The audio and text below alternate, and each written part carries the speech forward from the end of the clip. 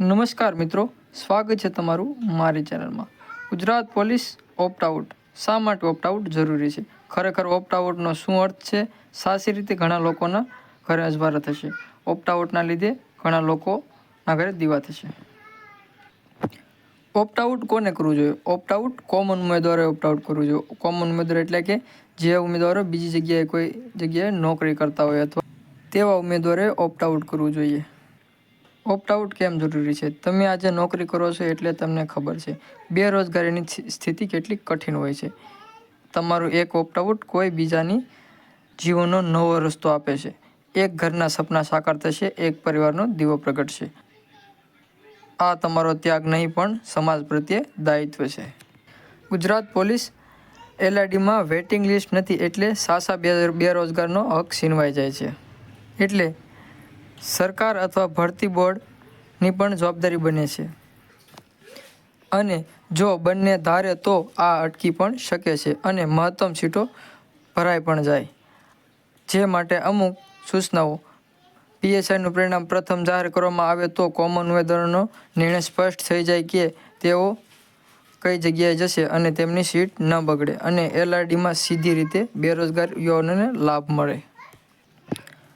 Common ઉમેદવારોનો data સરકાર કે ભરતી બોર્ડે જ જાહેર કરવો જોઈએ જેથી ઉમેદવારોને પ્રત્યક્ષ ન્યાય મળે. Opt out system. ઉમેદવાર પોતાની પસંદગીની પોસ્ટ પસંદ કરે અને બાકી જગ્યાઓ તુરંત બીજા ઉમેદવારોને મળે. તે માટે કંઈક નવી વ્યવસ્થા કે અમુક સમય માટે રિસ્ફિલિંગ જેવો વિકલ્પ મળે અથવા બીજા કોઈ વિકલ્પ સરકાર કે ભરતી બોર્ડ દ્વારા આપવામાં આવે જેથી ત્વરિત નોકરીનો લાભ ઉમેદવારોને મળી શકે. જો ઉમેદવારો એક ભરતીમાં જોડાય તો નિશ્ચિત સમયગાળા સુધી બીજી ભરતીમાં જોડાઈ શકતા નથી. તે માટે શિક્ષક ભરતી, પંચાયત ભરતી બોર્ડ, ચાલતી બોન્ડ સિસ્ટમને અમલવાર કરવી જોઈએ જેથી રિપિટેશન અટકે અને અન્ય લાયક ઉમેદવારોને અથવા જરૂરિયાતમંદ ઉમેદવારોને રોજગાર મળી શકે અને બીજા લોકોને ન્યાય તથા તકનું ન્યાયપૂર્ણ વિતરણ થઈ શકે. વિવિધ ભરતી બોર્ડના સંકલનની જરૂરિયાત.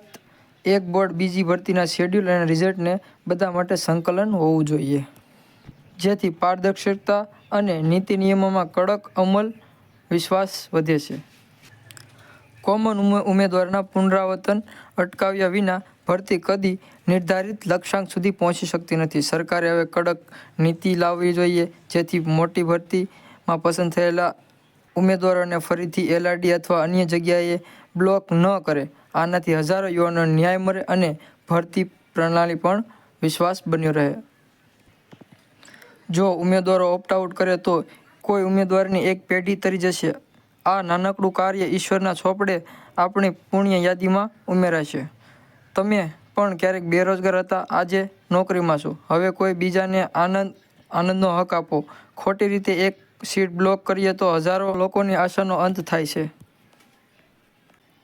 આ એલઆરડીની ભરતીમાં વધારેમાં વધારે કોમન ઉમેદવારો ઓપ્ટ આઉટ કરે તો લોકોને ન્યાય મળે, પારદર્શિતા આવશે અને હજારો યુવાનોને રોજગારી મળશે અને રોજગારનો માર્ગ ખુલશે. આમ 2025ની દિવાળીમાં કોઈના ઘરે દીવો પ્રગટે એ તમારા હાથમાં છે. તો ઉમેદવારોએ જેટલું બને તેટલું ઓપ્ટ આઉટ કરવું જોઈએ.